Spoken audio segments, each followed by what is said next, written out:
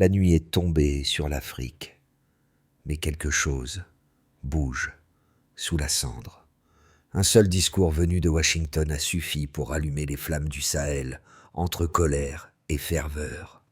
Et tandis que les caméras cherchaient Donald Trump, c'est le capitaine Ibrahim Traoré du Burkina Faso que des millions d'Africains ont commencé à écouter. Car parfois, une phrase lancée au loin réveille un continent tout entier. Ce récit ne sera pas un simple écho des déclarations venues de l'Occident. Il s'agira de comprendre pourquoi chaque mot prononcé sur le Nigeria résonne aujourd'hui dans tout le Sahel. Depuis que Donald Trump a promis de intervenir vicieusement, si Abuja échoue à protéger ses chrétiens, la région entière s'est tendue, comme suspendue entre mémoire et peur. Mais derrière la menace publique se cache un enjeu bien plus vaste. Qui contrôlera le futur du continent africain ? Entre les alliances anciennes et les voies nouvelles, un équilibre fragile se dessine. Le président Bola Ahmed Tinubu marche sur une corde raide. D'un côté, les promesses d'aide et de sécurité occidentale. De l'autre, le souffle d'une Afrique décidée à s'émanciper. Dans cette tension, une question obsède les peuples. Cette fois, l'Afrique parlera-t-elle d'une seule voix ? C'est là que le nom d'Ibrahim Traoré réapparaît, non comme un mythe, mais comme un repère. Parce que dans chaque époque vient un moment où se taire, c'est déjà choisir. Ce qui a surpris le plus, ce ne sont pas les mots de Donald Trump, mais le silence qu'ils ont brisé. En l'espace de quelques heures, ces menaces ont été traduites, partagées et débattues dans plus de grands pays africains, déclenchant un tumulte que peu avaient anticipé. Au Nigeria, plus de 200 millions d'âmes ont ressenti la vibration d'un message qui semblait, une fois encore, confondre foi et pouvoir. Les chancelleries occidentales ont parlé de défense des minorités chrétiennes, mais dans les rues de Lagos et d'Abuja, d'autres y ont vu un scénario trop familier, celui où les promesses spirituelles masquent des calculs économiques. L'histoire africaine garde la mémoire de ces interventions bénies d'intention. La Libye, l'Irak, l'Afghanistan. À chaque fois, les mots « paix » et « démocratie » se sont transformés en cendres et en ruines. C'est pourquoi, lorsque Washington parle aujourd'hui de protection, beaucoup entendent plutôt contrôle. Et face à ce spectre du passé, une figure s'est dressée, Ibrahim Traoré, jeune capitaine burkinabé, symbole d'un refus collectif. Son discours sur la souveraineté et la dignité résonne au-delà des frontières, rappelant que le véritable combat ne se joue pas entre chrétiens et musulmans, mais entre ceux qui décident d'eux-mêmes et ceux qu'on décide à leur place. Les observateurs rappellent que chaque fois que l'Occident pleure sur les droits de l'homme, il faut vérifier les gisements de pétrole. Le Nigeria, cœur battant de l'Afrique de l'Ouest, devient alors un champ d'épreuves. Et ce n'est plus seulement une question de religion, mais de survie politique. Si Tinubu cède à la tentation d'un partenariat trop étroit, il pourrait bien réécrire le sort de tout un continent. Au milieu de la tempête diplomatique, deux hommes incarnent les chemins opposés de l'Afrique moderne. Le premier, Bola Ahmed Tinubu, président nigérian, parle le langage mesuré des chancelleries, celui des promesses de coopération et des accords signés sous la lumière des projecteurs. Le second, Ibrahim Traoré, capitaine du Burkina Faso, s'adresse à la foule dans la poussière des rues et la ferveur des places publiques. L'un cherche la stabilité, l'autre réclame la souveraineté. Et entre eux s'étire tout le dilemme d'un continent. Très tôt, les discours de Traoré ont franchi les frontières. À Bamako, à Niamey, puis à Abuja. Ces mots sont devenus des slogans, ces phrases des chants. L'Afrique doit se défendre par elle-même. Cette déclaration, répétée des milliers de fois sur les réseaux sociaux, a transformé une rhétorique en mouvement. Dans les marchés de canaux, les jeunes reprennent son nom comme un cri d'orgueil. Ce n'est plus seulement une question d'idées, mais de fierté partagée. Pendant ce temps, Tinubu tente de maintenir un équilibre dangereux entre Washington et les voix du Sahel. Mais chaque pas vers l'ouest semble l'éloigner un peu plus de son propre peuple, et chaque silence devient un aveu. Ce contraste entre prudence et passion forge la tension du moment, la diplomatie contre la dignité. Et dans cette opposition, le visage d'Ibrahim Traoré devient celui d'une conscience collective, rappelant que la souveraineté n'est pas un luxe, mais une nécessité. Tout a commencé par une déclaration d'apparence banale. Lancée depuis un podium américain, Donald Trump promettait de intervenir vicieusement si le Nigeria échouait à protéger ses chrétiens. Mais ces mots, portés par la foudre des réseaux, ont frappé le continent comme un choc tellurique. En quelques heures, les médias de Lagos, d'Abuja et de Ouagadougou se sont embrasés. Ce n'était plus une phrase, mais un signal, une onde qui réveillait à la fois les souvenirs de la Libye, les ruines de l'Irak et les ombres de l'Afghanistan. À Abuja, le président Bola Ahmed Tinubu convoqua d'urgence ses conseillers. Autour de la table, deux visions s'affrontaient. Les uns prônaient la prudence, accepter l'aide américaine pour renforcer la lutte contre Boko Haram. Les autres rappelaient l'Uto. La leçon des guerres passées. Quand l'Occident entre avec des armes, il repart rarement sans emporter quelque chose de plus.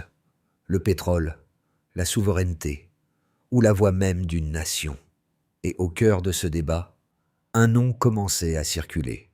Ibrahim Traoré, celui qui, du Burkina Faso, appelait à rompre la dépendance.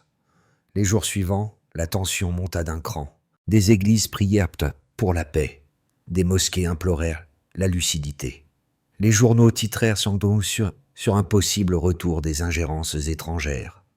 Les places publiques se remplirent de jeunes scandants. « Pas une autre Libye !»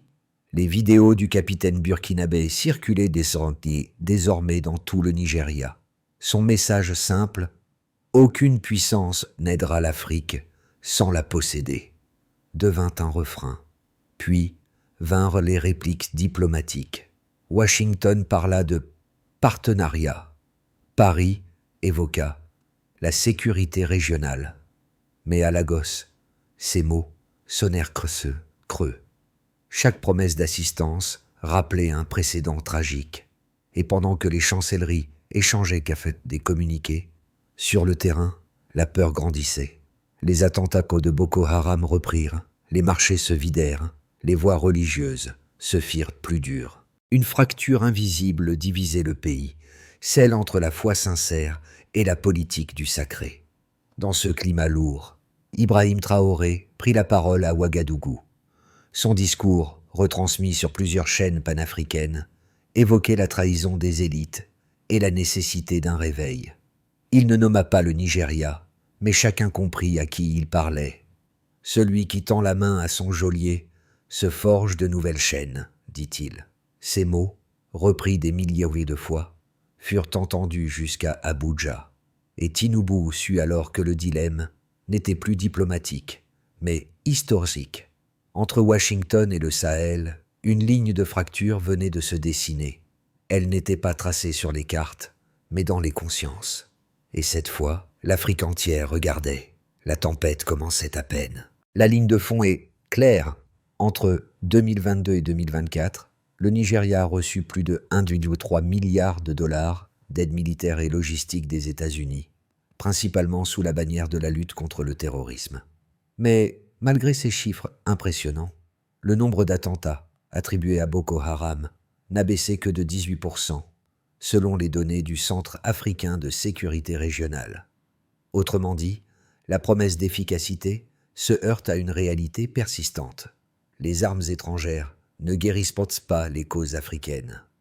Cette tension entre moyens et résultats alimente une méfiance croissante. Dans le même temps, la dépendance économique s'est accentuée. Les contrats pétroliers signés avec des compagnies occidentales représentent encore 82% des exportations d'hydrocarbures du pays. Chaque baril sorti du delta du Niger rappelle combien la souveraineté proclamée reste inachevée. Pour Tinubu, ces chiffres sont un piège poli. Plus l'aide augmente, plus la marge de manœuvre politique se réduit. C'est ce que dénoncent les partisans d'Ibrahim Traoré, voyant dans ces données la preuve d'une colonisation reformulée. Dans ses allocutions, Le capitaine burkinabé martèle que l'indépendance n'est pas un slogan, mais un indicateur mesurable, celui de la capacité à dire non. Et ces paroles trouvant un écho dans les statistiques. Depuis que le Burkina Faso, le Mali et le Niger ont expulsé les forces françaises, leur part d'investissement intra-africain a bondi de 27% en un an. Ce glissement des chiffres traduit une mutation politique. L'aide extérieure recule. La coopération régionale s'impose. Là où l'Occident voit un risque, une génération nouvelle voit un équilibre retrouvé. Mais les observateurs avertissent. Rompre les chaînes sans alternative solide, c'est risquer le chaos. Les banques africaines ne peuvent encore rivaliser avec la puissance financière de Washington ou Pékin. Pour que le rêve de souveraineté prenne racine, il faudra des infrastructures régionales, des marchés communs et surtout du temps. Car si la dépendance se mesure bien en pourcentage, l'indépendance se prouve en décennies. Ainsi, chaque donnée révèle une bataille d'interprétation. Pour les chancelleries, les chiffres témoignent d'une coopération utile. Pour les peuples, ils rappellent une vérité ancienne. Tout don a un prix, et derrière la froideur des bilans se cache un enjeu brûlant, celui de l'âme africaine. Le fossé entre promesses et pouvoir s'élargit, lentement mais sûrement. Et sur ce terrain mouvant, Ibrahim Traoré continue d'incarner le contre-exemple. La preuve qu'un refus peut, à lui seul, redessiner la carte du continent. Deux visions s'affrontent désormais avec clarté. La première, défendue par les chancelleries occidentales et certains conseillers de Tinubu, affirme que la coopération avec Washington est une nécessité stratégique. Elle repose sur des faits. La menace terroriste persiste. Le Nigeria reste dépendant de ses exportations d'hydrocarbures et les alliances sécuritaires offrent une stabilité immédiate. Selon eux, rompre avec l'Occident reviendrait à s'isoler, à sacrifier des décennies de partenariat et à fragiliser une économie encore convalescente. La seconde vision, portée par Ibrahim Traoré et le courant panafricaniste, part d'un autre postulat. La stabilité importée n'est qu'une illusion temporaire. Les aides massives, les formations militaires et les discours sur la démocratie n'ont pas empêché la pauvreté, ni l'insécurité. Au contraire, ils ont créé une forme d'anesthésie politique où les décisions nationales se prennent sous l'influence de l'étranger. Pour ces voix, le véritable risque n'est pas l'isolement, mais la dépendance. Leurs arguments ne reposent pas seulement sur des émotions, mais sur des constats. Chaque fois qu'un pays africain a choisi la voie de l'autonomie, du Ghana de Nkrumah au Burkina Faso de Sankara, la répression économique s'est abattue, mais la dignité est restée. Traoré s'inscrit dans cette lignée, celle d'une Afrique qui préfère la lenteur de sa propre marche à la vitesse imposée des autres. Le débat n'est donc pas entre tradition et modernité, mais entre soumission et maîtrise. Tinubu lui-même semble prisonnier de cette contradiction. Préserver les avantages du partenariat sans en perdre l'âme. Et c'est là que le Stillman se forme. Les deux positions possèdent leur logique, leur cohérence, mais l'histoire, elle, exige un choix.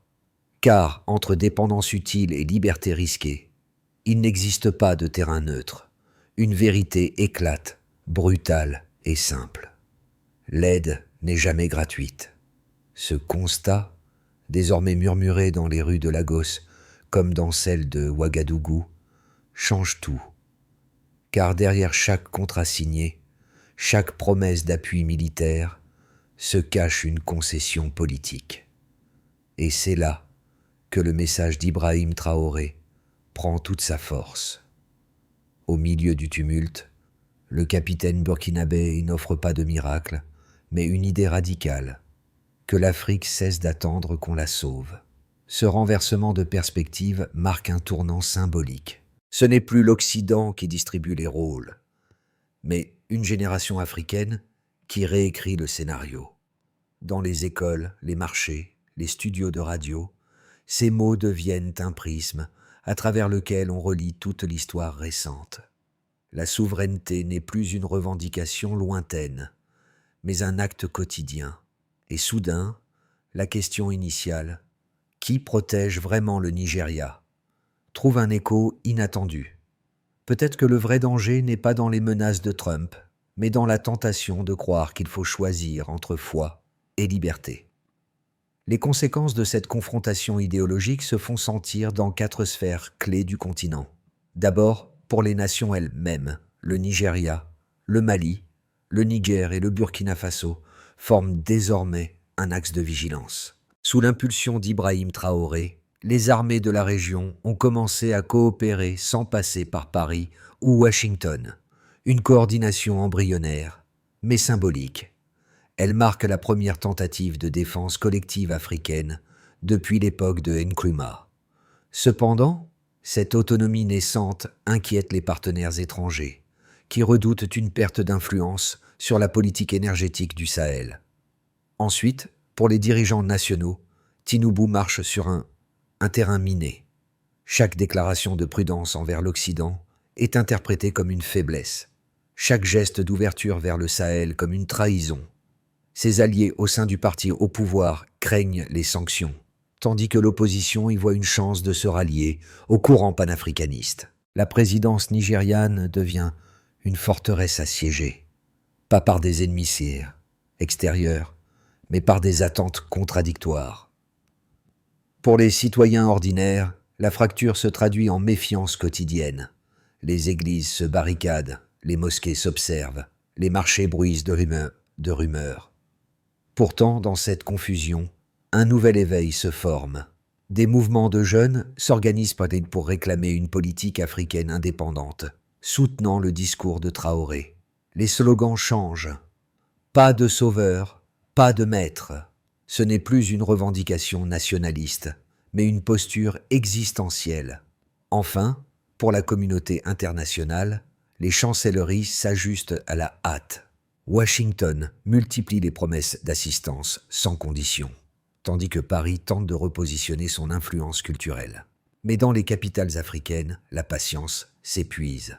Les peuples observent, comparent, jugent. Et le verdict implicite mais implacable semble dire « La coopération ne vaut que si elle respecte la dignité ». Ainsi, le choc des discours entre Tinubu et Traoré dépasse la diplomatie. Il devient une leçon historique, un continent qui redécouvre qu'il peut penser par lui-même. Et dans ce frémissement collectif, une nouvelle génération d'Africains commence à comprendre que l'indépendance n'est pas un héritage, mais une conquête renouvelée à chaque génération. À l'horizon des 12 prochains mois, 3 trajectoires se dessinent pour le Nigeria et, par extension, pour toute l'Afrique de l'Ouest. Dans un scénario de base, celui de la prudence contrôlée, Tinubu poursuit la coopération sécuritaire avec les États-Unis, tout en ménageant les opinions publiques. Les aides militaires affluent, les contrats pétroliers sont renégociés, mais le pays demeure dépendant de la diplomatie occidentale. Ce chemin limite les risques économiques, mais fige la souveraineté. L'Afrique avance, mais sous tutelle. Dans un scénario optimiste, celui de la bascule panafricaine, Abuja, inspiré par le modèle du Burkina Faso d'Ibrahim Traoré, resserre ses liens avec le bloc sahélien. Une alliance de défense régionale est officialisée et des accords commerciaux interafricains remplacent progressivement les circuits de dépendance. Certes, les sanctions pleuvent, les aides se raréfient, mais un nouvel esprit de solidarité s'installe. Pour la première fois depuis des décennies, les peuples africains perçoivent leur avenir comme une œuvre collective. Ce scénario ne promet pas la richesse, mais la cohérence. Une Afrique par elle-même. Dans un scénario pessimiste, celui de la fragmentation, sous la pression des crises économiques et religieuses, les alliances se défont. Tinubu, affaibli, tente de concilier les deux camps, mais perd l'unité nationale. Les mouvements pro-souveraineté se radicalisent, offrant à leurs adversaires le prétexte de l'ingérence. Une spirale de méfiance s'enclenche, ramenant le continent à ses vieux démons. Promesses extérieures et divisions internes. Ces 3 voies reposent sur une même question. Le courage politique suffira-t-il à briser le cycle? car le futur du Nigeria dépend moins des discours que des décisions quotidiennes. Et dans ce fragile intervalle entre prudence et rupture, Ibrahim Traoré continue de représenter le miroir de ce que l'Afrique pourrait devenir si elle osait choisir la difficulté plutôt que la dépendance. Au-delà des calculs politiques, cette histoire touche directement ceux qui regardent, écoutent, doutent. Car derrière chaque décision prise à Abuja, c'est le prix du pain, du carburant et de la paix intérieure qui change pour des millions de foyers. Les mères qui envoient leurs enfants à l'école malgré la peur, les jeunes qui rêvent d'un emploi plutôt que d'un exil, tous savent que la souveraineté n'est pas une idée abstraite. C'est une question de survie quotidienne. Les mots d'Ibrahim Traoré trouvent ici leur résonance la plus intime. Lorsqu'il parle d'honneur et de dignité, il ne s'adresse pas seulement aux généraux, mais aux travailleurs, aux cultivateurs, aux enseignants qui refusent de croire que le destin de l'Afrique se décide ailleurs. Pour eux, se tenir debout n'est pas un acte de bravoure, mais un réflexe vital. Ils savent que si l'Afrique ne s'écrit pas elle-même, d'autres continueront de la raconter à sa place. Et c'est dans ce silence populaire que se forge une conviction nouvelle. L'histoire ne changera pas par la colère, mais par la constance. Chaque voix compte, chaque refus s'ajoute à une mémoire commune. Le réveil du continent ne viendra pas d'un coup d'éclat, mais de millions de gestes minuscules. Le combat que mène Ibrahim Traoré inspire autant qu'il oblige. Parce qu'à travers lui, l'Afrique regarde son propre visage et se demande enfin « Jusqu'où sommes-nous prêts à aller pour rester libres ?» Face à ce carrefour historique, plusieurs pistes concrètes émergent pour transformer la ferveur panafricaine en action durable. La première étape consiste à bâtir des alliances économiques régionales solides. Les échanges intra-africains ne représentent encore que 17% du commerce total du continent. Augmenter ce chiffre, c'est réduire la dépendance vis-à-vis des marchés extérieurs et renforcer la résilience collective. La deuxième étape serait de créer une agence africaine de sécurité commune. Inspirée du modèle proposé par Ibrahim Traoré, elle permettrait d'unifier les ressources, partager le renseignement et former les forces locales sans tutelle étrangère. C'est un pas vers une souveraineté réelle, mesurable et non déclarative. La troisième étape vise à réformer la communication politique. Les discours officiels doivent s'adresser aux citoyens autant qu'aux partenaires internationaux. La transparence devient une arme diplomatique. Expliquer, chiffrer, prouver. L'Afrique doit redevenir sa propre source d'information, non un écho des médias extérieurs. Enfin, la quatrième étape consiste à investir dans la jeunesse. Car la génération qui scande le nom de Traoré aujourd'hui sera celle qui construira les institutions de demain. L'éducation civique, technologique et culturelle n'est pas une option. C'est la clé d'une souveraineté durable. Si ces 4 chantiers s'enclenchent, le continent pourrait inverser le rapport de dépendance en une décennie. Mais cela suppose du courage politique, celui de dire non, celui de bâtir lentement, celui d'assumer ses erreurs. Comme le répète Ibrahim Traoré, la liberté n'est pas donnée, elle se prouve chaque jour. Au terme de ce long détour, 2 silhouettes demeurent sur la scène africaine. Bola Ahmed Tinubu, prise dans les couloirs feutrés de la diplomatie, et Ibrahim Traoré, resté fidèle à la poussière des places publiques. L'un incarne les compromis nécessaires, l'autre le refus radical. Entre eux, des millions d'Africains cherchent leur propre position, quelque part entre prudence et insoumission. Le visage de Traoré, déjà évoqué aux premières heures de ce récit, revient comme un rappel obstiné. Non parce qu'il serait un sauveur, mais parce qu'il personnifie une question que le continent ne peut plus fuir. Jusqu'à quand déléguer son destin à d'autres ? Son nom, scandé de Ouagadougou à Lagos, ne promet ni richesse ni miracle. Il rappelle seulement que la dignité a un prix et qu'aucune aide étrangère ne l'effacera. Dans le miroir tendu par cette crise, l'Afrique voit défiler ses fantômes, de Lumumba à Sankara, et comprend que chaque génération doit décider si elle prolonge la chaîne ou si elle la brise. Une phrase résume l'instant. La liberté coûte cher, la soumission coûte tout. À présent, l'histoire ne quitte plus seulement les palais présidentiels ou les studios de télévision. Elle descend dans les salons modestes, les bus bondés, les écrans de téléphone où chacun, en silence, choisit son camp. D'un côté, l'habitude de se résigner, de dire que tout se décide à Washington, à Paris ou ailleurs. De l'autre, l'intuition nouvelle que chaque partage, chaque discussion, chaque prise de parole peut peser, même faiblement, sur le cours des choses. Ce récit n'appartient pas à un seul peuple. Il concerne tous ceux qui, d'Afrique ou d'ailleurs, refusent que la foi ou la peur servent d'alibi au pouvoir. En parler, c'est déjà refuser l'oubli. Le commenter, c'est inscrire son nom, même discrètement, dans la longue marche de ceux qui veulent voir l'Afrique se tenir debout. Quiconque écoute jusqu'ici devient témoin, et un témoin a une responsabilité, ne pas se taire. Alors, que vous soyez à Lagos, Ouagadougou, Paris ou Montréal, la question reste la même. Que ferez-vous de cette histoire maintenant ?